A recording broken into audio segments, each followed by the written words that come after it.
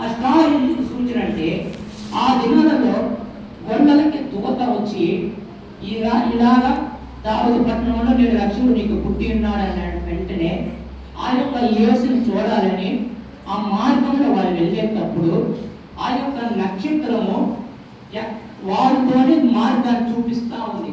ఆ యొక్క ప్రాంతానికి వెళ్ళేదానికి, యేసయ్య పుట్టిన ప్రాంతానికి వెళ్ళేదానికి ఆ నక్షత్రము వారితోనే వెళ్తుంది.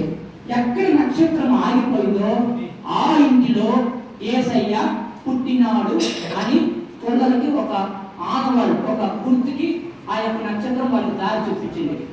అప్పుడు యేసయ్య అలా చెప్తున్న నేడు రక్షకుడు దావీదు పట్టణంలో పుట్టినాడు అన్న విషయం దూతల ద్వారా తెలియపరిచిన వెంటనే ఆ యొక్క దూతలు ఆ యొక్క గొర్రెలు ఆ యొక్క యేసయ్యని చూడాలని వెళ్ళేటప్పుడు వారికి దారి చూపించింది నక్షత్రం. ఆ నక్షత్రం ఏ ఇంటి కాడ ఆగిందో ఆ ఇంటిలో యేసయ్య పుట్టినాడు. అందుకు గుర్తుగా ఈ రోజు మనము మన ఇళ్లలో మనము స్టార్లు కలుపుకుంటున్నాం.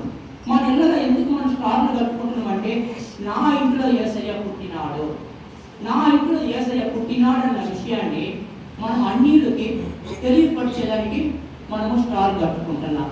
అలాగనే ప్రతి ఊర్లో ఎంట్రన్స్ లో పెద్ద స్టార్ పెడుతున్నాం. ఆ స్టార్ చాలా బాగుంటుంది. మీరు కూడా స్టార్ పెట్టారు, చాలా చక్కగా ఉంది. 120 కిలోమీటర్ స్పీడ్ లో పోయినా కానీ ఆ స్టార్ క్లియర్ గా కనపడేటప్పుడు అంత వ్యూ బాగుంది. అప్పుడు దానికి అర్థమైందంటే ఈ మోచర్ల ప్రాంతంలో యేసయ్య పుట్టినాడు అన్న విషయాన్ని రోడ్లో పోయే అన్యులకి తెలియపరిచేదానికి మనము స్టార్లు కడతాం. వాస్తవమే, నిజమే. అయితే ఈ మోచర్లలో పుట్టినాడు నిజమే, ఆయన మన ఇంట్లో పుట్టినాడు నిజమే. దాన్ని ఎలా మనం బయలుపరుస్తున్నాం అంటే స్టార్ ద్వారా బయలుపరుస్తున్నాం. ఆ దినాలలో యేసయ్య పశువుల పాకలో పుట్టినాడన్న విషయము ఆ యొక్క స్టార్ ద్వారా ఆ యొక్క ప్రాంతాన్ని ఒక గొల్లలకి తెలియపరచబడింది. అలాగే ఈ రోజులలో కూడా ఈ స్టార్ ద్వారా ఈ మోచర్లో యేసయ్య పుట్టినాడు, మా ఇంట్లో యేసయ్య పుట్టినాడు అంటారు. రైట్ కాదల్లా. అయితే ఇవన్నీ ఒక పక్కన ఉండండి. అన్నిటికంటే ముఖ్యం దేవుడు నీ హృదయంలో పుట్టిందా, దేవుడు నీ హృదయంలో పుట్టిందా అనేది చాలా ముఖ్యం.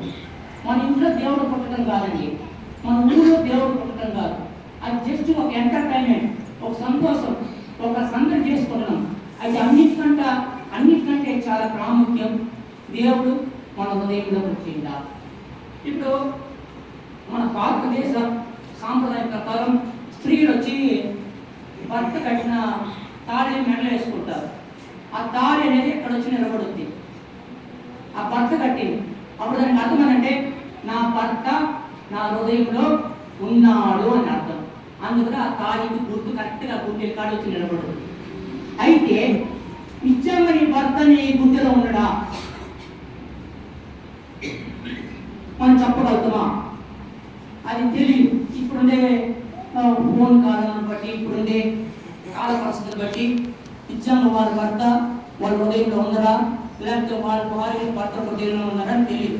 సరే, వీటన్నిటికంటే చాలా ప్రాముఖ్యం దేవుడు మన హృదయంలో ఉన్నాడా అనేది చాలా ముఖ్యం.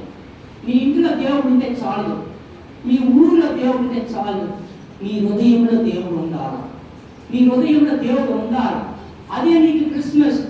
ఒకవేళ నువ్వు బాగా సెలబ్రేట్ చేసుకోవచ్చు, కొత్త బట్టలు మీరు వేసుకోవచ్చు, బాగా పిండి వంటలు చేసుకోవచ్చు, బాగా సందడి చేసి బాగా ఎంజాయ్ చేయొచ్చు.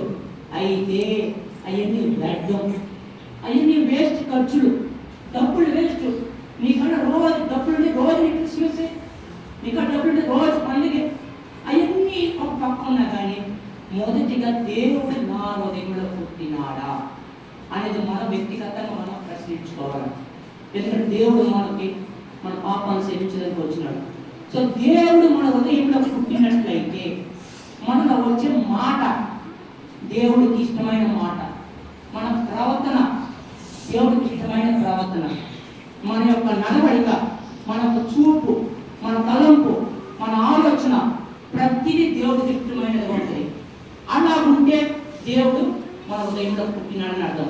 అయితే మనము వ్యక్తిగతంగా బయటపరుచుకుంటున్నాం, ఈ ఊళ్ళో దేవుడు పుట్టిండు, మా ఇంట్లో దేవుడు పుట్టిండు, నేను కొత్త కొత్త వేసుకున్నాను, నేను బాగా పిండి వంటలు చేసుకున్నాను. ఎన్ని ఒక పక్క నీలో దేవుడు ఉందా? నీలో దేవుడు ఉంటే క్రిస్మస్ రోజు ఎందుకు మనం రావడం? దేవుడు మన పాపలు క్షమించినందుకే పుట్టిండు. అయితే మనలో అందరూ ఏం చేస్తామంటే క్రిస్మస్ రోజే తాగుతారు.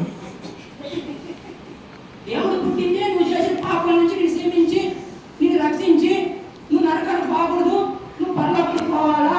అందువల్ల నువ్వు ఇన్ని కోడి పిల్ల మేక పిల్ల ఇస్తే ఆయన పనికిరాదు, అందుకని నేనే వస్తానని చెప్పి ఆయన మనిషికి వచ్చి ఆయన మన పాపను క్షమించి మన పాపల శిక్ష ఆయన పొందుకొని చనిపోయి 3వ రోజు ఇప్పుడు మన మధ్యలో పరిశుద్ధాత్మ దేవుడు నిలబడుతున్నాడు.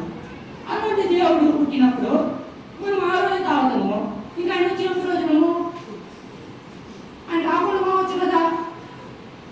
ఆ రోజు మనం చాలా లోక సంబంధమైన కార్యాలు చేసుకుంటున్నాము. ఆ రోజు డ్యాన్సులు వేసుకుంటున్నాము, ఆ రోజు డీజే వేసుకుంటున్నాము, ఆ రోజు సింధులు వేస్తున్నాము,